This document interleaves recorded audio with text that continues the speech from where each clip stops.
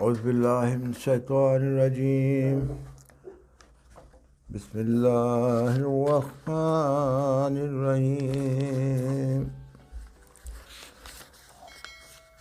میرے بزرگوں، عزیزوں، دوستوں، ساتھیوں، السلام علیکم ورحمۃ اللہ وبرکاتہ۔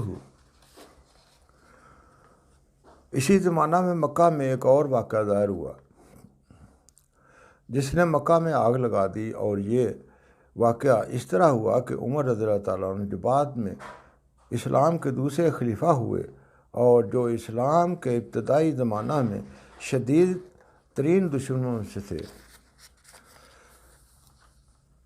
ایک دن بیٹھے بیٹھے ان کے دل میں خیال آیا کہ اس وقت تک اسلام کے مٹانے کے لیے بہت کچھ کوششیں کی گئی ہیں، مگر کامیابی نہیں ہوئی،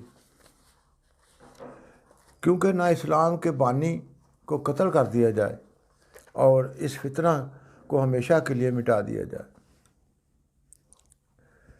یہ خیال آتے ہی انہوں نے تلوار اٹھائی اور گھر سے نکل کھڑے ہوئے اور حضرت صلی اللہ علیہ وسلم کی تلاش میں چل کھڑے ہوئے۔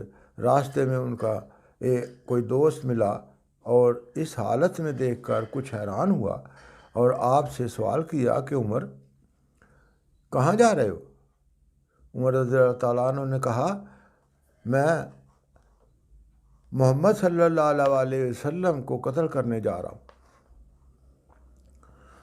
اس نے کہا، کیا تم محمد صلی اللہ علیہ وسلم کو قتل کر کے محمد رسول اللہ صلی اللہ علیہ وسلم کے قبیلہ سے محفوظ رہ سکو گے؟ اور ذرا اپنے گھر کی تو خبر لو، تمہاری بہن اور تمہارا بنوئی بھی مسلمان ہو چکے ہیں۔ یہ خبر حضرت عمر رضی اللہ تعالیٰ عنہ کے سر پر بجلی کی طرح گری۔ انہوں نے سوچا، میں جو اسلام کا بدترین دشمن ہوں، میں جو محمد صلی اللہ علیہ وسلم کو مارنے کے لیے جا رہا ہوں، میری ہی بہن اور میرا ہی بنوئی اسلام قبول کر چکے ہیں۔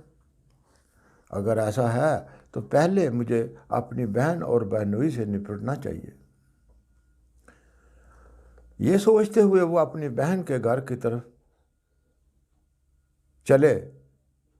جب دروازے پر پہنچے تو انہیں اندر سے خوش الحانی سے کسی کلام کے پڑھنے کی آوازیں آئیں۔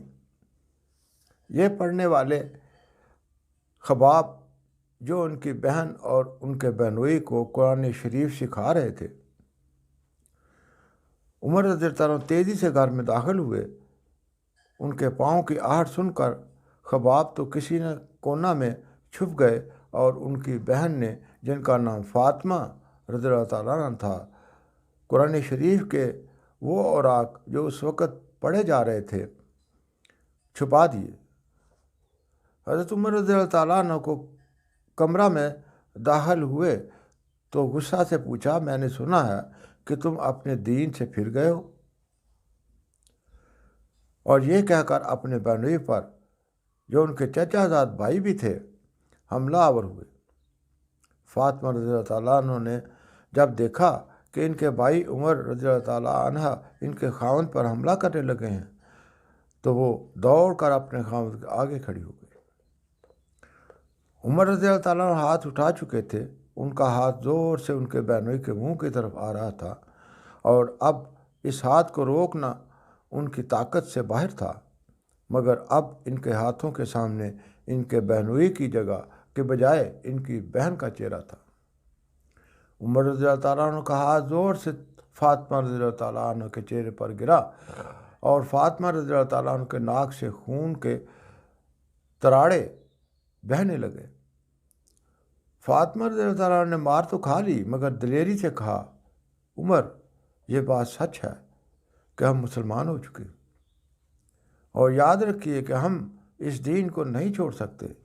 آپ سے جو کچھ ہو سکتا ہے کر لیں۔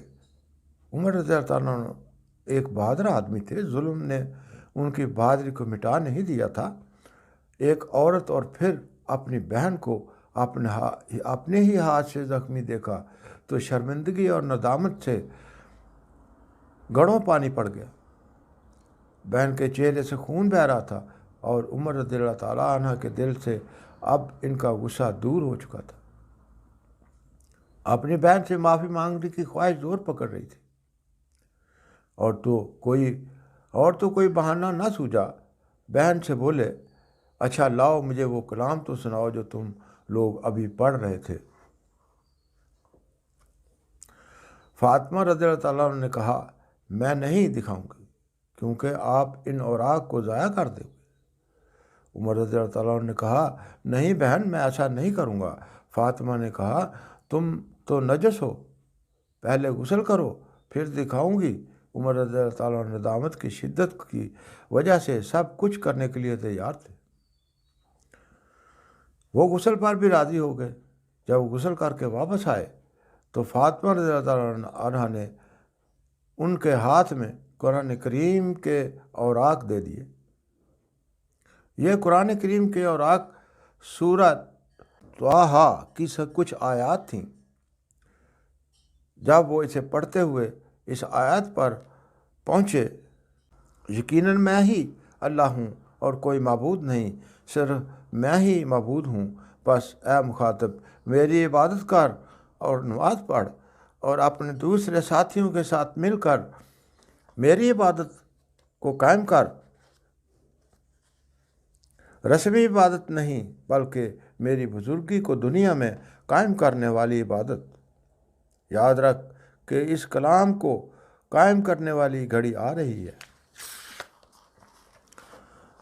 میں اس کے ظاہر کرنے کے سامان پیدا کر رہا ہوں، جس کا نتیجہ یہ ہوگا کہ ہر ایک جان کو جیسے وہ کام کرتی ہے اس کے مطابق بدلہ مل جائے گا۔ حضرت عمر رضی اللہ تعالیٰ عنہ جب اس آیت پر پہنچے تو بے اختیار ان کے منہ سے نکل گیا، یہ کیسا عجیب اور پاک کلام ہے۔ خباب رضی اللہ تعالیٰ عنہ نے جب یہ الفاظ سنے تو وہ اس جگہ سے جہاں چھپے ہوئے تھے باہر نکل آئے اور کہا، یہ رسول اللہ صلی اللہ علیہ وآلہ وسلم ہی کی دعا کا نتیجہ ہے۔ مجھے خدا کی قسم، میں نے کل ہی آپ کو یہ دعا کرتے ہوئے سنا تھا کہ الہی عمر بن خطاب یا عمر بن ہشام میں سے کسی ایک کو اسلام کی طرف ضرور ہدایت بخش۔ عمر رضی اللہ تعالیٰ عنہ کھڑے ہو گئے اور کہا، مجھے بتاؤ کہ محمد صلی اللہ علیہ وسلم کہاں ہیں؟ جب آپ کو بتایا گیا کہ آپ دارالارقم میں رہتے ہیں تو آپ اسی طرح ننگی تلوار لیے ہوئے وہاں پہنچے اور دروازے پر دستک دی۔ صحابہ رضی اللہ تعالیٰ عنہ نے دروازہ کی دراڑوں میں سے دیکھا تو انہیں عمر رضی اللہ تعالیٰ عنہ ننگی تلوار لیے کھڑے نظر آئے۔ وہ ڈرے کہ ایسا نہ ہو دروازہ کھول دیں تو عمر رضی اللہ تعالیٰ عنہ اندر آ کر کوئی فساد کرے، مگر رسول کریم صلی اللہ علیہ وسلم نے فرمایا، ہوا کیا؟ دروازہ کھول دو۔ عمر رضی اللہ تعالیٰ عنہ اسی طرح تلوار لیے اندر داخل ہوئے۔ رسول کریم صلی اللہ علیہ وسلم آگے بڑھے اور فرمایا، عمر کس ارادہ سے آئے ہو؟ عمر رضی اللہ عنہ نے کہا، یا رسول اللہ میں مسلمان ہونے آیا ہوں۔ اللہ اکبر۔ رسول کریم صلی اللہ علیہ وسلم نے یہ سن کر بلند آواز سے اللہ اکبر کہا، یعنی اللہ سب سے بڑا ہے، اور آپ کے ساتھیوں نے بھی یہی الفاظ زور سے دہرائے، یہاں تک کہ مکہ کی پہاڑیاں گونج اٹھی۔ اور تھوڑی ہی دیر میں یہ خبر مکہ میں آگ کی طرح پھیل گئی اور عمر رضی اللہ تعالیٰ عنہ سے بھی وہی سختی کا برتاؤ ہونا شروع ہو گیا جو پہلے دوسرے صحابہ رضی اللہ تعالیٰ عنہ سے ہوتا تھا، مگر وہی عمر رضی اللہ تعالیٰ عنہ جو پہلے مارنے اور قتل کرنے میں مزہ اٹھایا کرتے تھے اب مار کھانے اور پیٹے جانے میں لذت حاصل کرنے لگے۔ چنانچہ خود عمر رضی اللہ تعالیٰ عنہ کا بیان ہے